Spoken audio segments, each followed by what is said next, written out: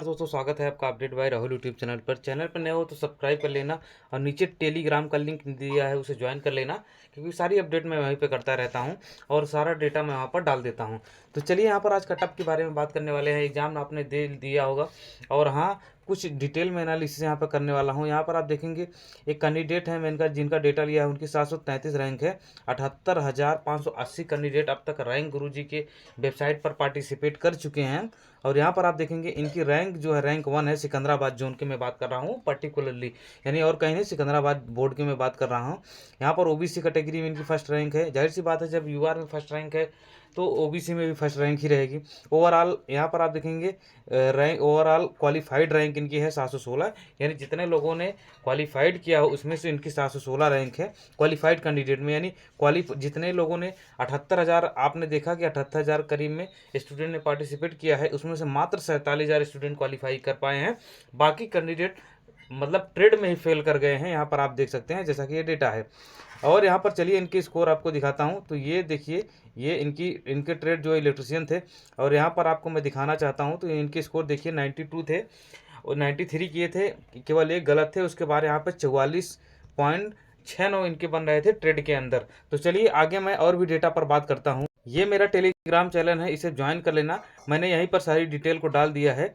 यहाँ पर अब मैं आपको दिखाने वाला हूँ। यहाँ पर मैंने कुछ पोल भी करवाए थे, जैसा कि आप देख सकते हैं। आप जाकर इस पोल में हिस्सा भी ले सकते हैं, इसमें कोई दिक्कत कोई परेशानी वाली बात नहीं है। आपको ज्वाइन नहीं करना तो मत ज्वाइन करिएगा, आप पोल में हिस्सा ले लीजिएगा। चलिए इस पर बात करते हैं। जो पीडीएफ है रैंक गुरुजी की, इसमें जो अब तक की जो पीडीएफ आई है उसमें आपने देखा 78,000 लोग पार्टिसिपेट कर चुके थे, यानी लोग लगातार पार्टिसिपेट कर रहे हैं। तो आप भी पार्टिसिपेट जरूर करिएगा इसमें, इससे और भी ज़्यादा डाटा एक्यूरेट आएगा।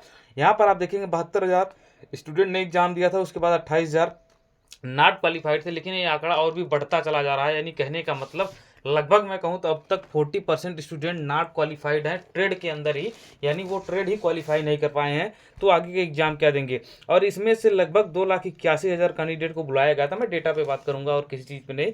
2,81,000 कैंडिडेट को बुलाया गया था।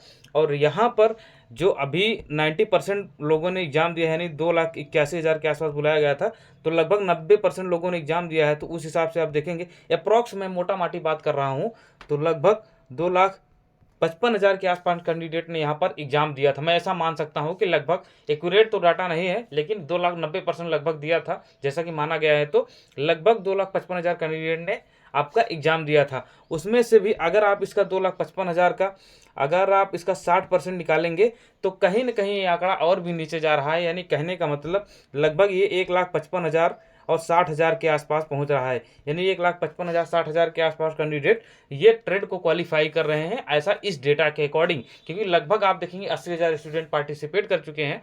तो लगभग ये समझिए कि लगभग 3.5 गुना डेटा यहाँ पर होना चाहिए इसका, जितना भी है। तो इस हिसाब से ये वैरी करेगा कहीं ना कहीं। लेकिन ये जो ट्रेड फेल करने वालों की संख्या है कहीं ना कहीं बहुत ज़्यादा है, यानी 40% बहुत डेटा होता है। और मैं आपको बताऊं तो लगभग मैं मान रहा हूं तो लगभग 1,60,000 कैंडिडेट यहाँ पर क्वालिफाई कर पाए हैं ट्रेड सहित। और यहाँ पर जो आपको साइको को लिए बुलाया जाएगा, लगभग मैं मोटा माटी 18,000 सीटें देख रहा हूँ, तो लगभग इसका 8 गुना इन्होंने कहा है। और बुलाते भी हैं तो यहाँ पर लगभग 1,44,000 कैंडिडेट के आसपास से बुलाने वाले हैं। और अभी तक डेटा के अनुसार 1,60,000 या 55,000 के आसपास ही क्वालिफाई कर पाए हैं। यानी सीबीएटी यानी साइको टेस्ट के लिए मात्र 10 से 15,000 कैंडिडेट को यहाँ पर बाहर किया जाएगा, बाकी सभी को शॉर्टलिस्ट कर लिया जाएगा।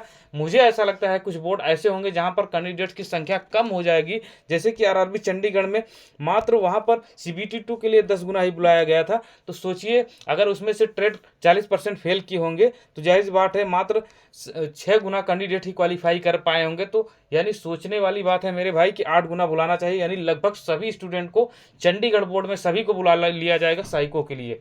यानी आप मेरी बात समझ रहे हैं कि नहीं, जितना उनको बुलाना चाहिए। मानक से कम लड़के यहाँ पर मिले थे सीबीटी 1 में ही। सीबीटी 2 में तो मुझे ऐसा लगता है कि जितने भी आरआरबी चंडीगढ़ से भरे हुए हैं जो ट्रेड क्वालिफाई हैं सभी को बुलाया जाएगा साइको टेस्ट के लिए। तो आप निश्चिंत रहिए, आपको कोई दिक्कत परेशानी वाली बात नहीं है, बशर्ते आपको मिनिमम क्वालिफाइंग मार्क आपको लाना ही होगा। यानी कहने का मतलब जैसे कि आरआरबी ने बोला है कि SC ST का 30%, ओबीसी जनरल का 40%, जो भी क्राइटेरिया उनका होगा, अगर आपके उतने नंबर आ रहे होंगे तो सभी को बुला लिया जाएगा। यानी कहने का मतलब यही कि अगर आपने ट्रेड को क्वालिफाई किया है, ट्रेड टेस्ट को, तो सभी को बुला लिया जाएगा चंडीगढ़ के अंदर मैं बात कर रहा हूँ।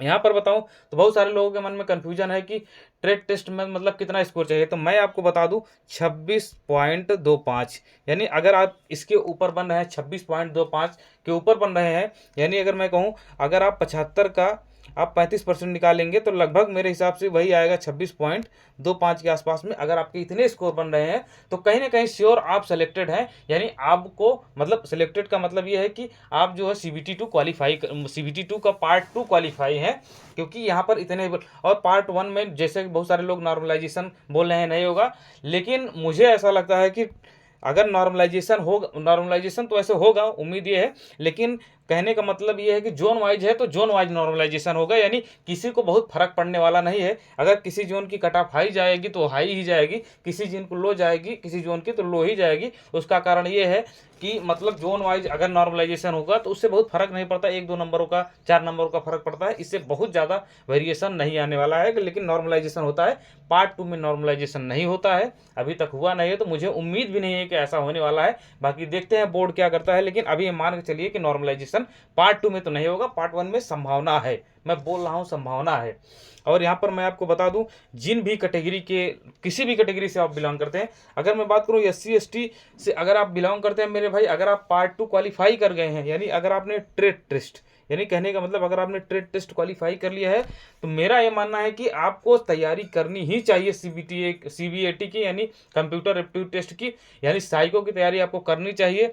वो एक अलग बात है कि यहाँ पर वो बुलाएगा मात्र 1,44,000 के आसपास में और लेगा मात्र 18,000, लेकिन अभी भी आपके पास मौका है, यानी कहने का मतलब ये है सिलेक्शन तो मात्र 18,000 का ही होगा, ये सभी को पता है, लेकिन मेरे कहने का मतलब ये है कि आपको साइको के लिए बुलाया जाएगा, यानी आप अगले एग्जाम के लिए, मान लीजिए आपके स्कोर बहुत कम है, तो आप जो अगला आपका होने वाला है ALP, उसके लिए आप तैयार हो जाएंगे, यानी सारे प्रोसेस आप जब गुजर जाएंगे तो एक कहीं ना कहीं एक अनुभव हो जाता है कि मतलब हमको तैयारी कैसे करनी है, आपको इतनी दिक्कतें नहीं होने वाली है। यानी मेरे कहने का मतलब अगर आपके स्कोर, अगर आप SC ST से बिलोंग करते हैं, अगर आपके स्कोर बहुत कम भी है पार्ट 1 में अगर आपके नंबर 30 से 35 नंबर भी है और आपने पार्ट 2 क्वालिफाई कर लिया है, तो पूरी यानी 90% चांस आप मान सकते हैं, 100 तो मैं बिल्कुल नहीं कहूँगा, क्योंकि ये तो किसी को भी नहीं पता जब तक रिजल्ट नहीं आ जाएगा।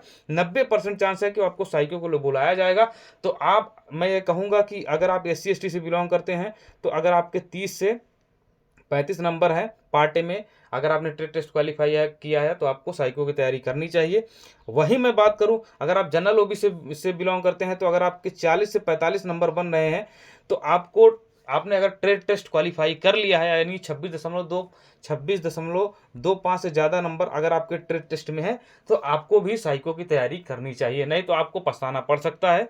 क्योंकि ऐसा ही हुआ था CBT1 के रिजल्ट में। CBT1 का रिजल्ट आप देखेंगे, इतनी कम कट ऑफ चली गई थी मेरे भाई कि लोग तैयारी नहीं कर पाए, लेकिन फिलहाल मौका दे दिया भर्ती बोर्ड ने, एग्जाम किसी तरीके से मतलब कैंसिल भी हो गया। तो कहीं ना कहीं अगर आपको यह मौका मिला है, तो आप ये कोशिश पूरी करिएगा कि आप ये मौका मत गंवाइए, क्योंकि अगर ऐसा हुआ, अगर आपने मौका छोड़ा, तो फिर ये कहीं ना कहीं बहुत लॉन्ग टर्म प्रोसेस है। क्योंकि CBAT यानी जो आपका साइको टेस्ट होने वाला है, CBAT जो आपका टेस्ट होता है, यानी कंप्यूटर बेस्ड एप्टीट्यूड टेस्ट जो होता है, इसमें बहुत सारे लोग बाहर हो जाते हैं, मतलब वो क्वालिफाई ही नहीं कर पाते, उनके अच्छे नंबर होते हैं। जैसा कि आपने देखा, मैं देख रहा हूँ बहुत सारी कैंडिडेट हैं जिनके 80 के आसपास नंबर बन रहे हैं, 75, 78, 80, लेकिन वो पार्ट बी में वो क्वालिफाई नहीं कर पाए हैं, तो वो बाहर हो गए ऑलरेडी, उनका कोई मतलब ही नहीं। उसी तरीके से अगर बहुत सारे कैंडिडेट ऐसे होंगे जो एप्टीट्यूड टेस्ट में, यानी साइको के टेस्ट में जिनके 75 नंबर भी होंगे, बहुत सारे लोग साइको में बाहर होने वाले हैं। तो इसीलिए आपके पास मौका है, अगर आपके थोड़े से कम नंबर भी हैं, तो पूरे चांसेस है कि आपका सिलेक्शन होने की पूरी उम्मीद है। बाकी ये वीडियो आपको कैसा लगा, मेरा एनालिसिस आपको कैसा लगा, हमें कमेंट करके ज़रूर बताइएगा। आपके हिसाब से क्या रहने वाली कट ऑफ है, उसके बारे में भी ज़रूर बताइएगा। मैंने पूरा एनालिसिस बताया कि कैसे क्या सारा प्रोसेस है, कि कितना डेटा मैंने लिया है, सारा चीज़ मैंने आपको बता दिया है। और इस वीडियो को लाइक और शेयर ज़रूर करिएगा। Okay, thank you.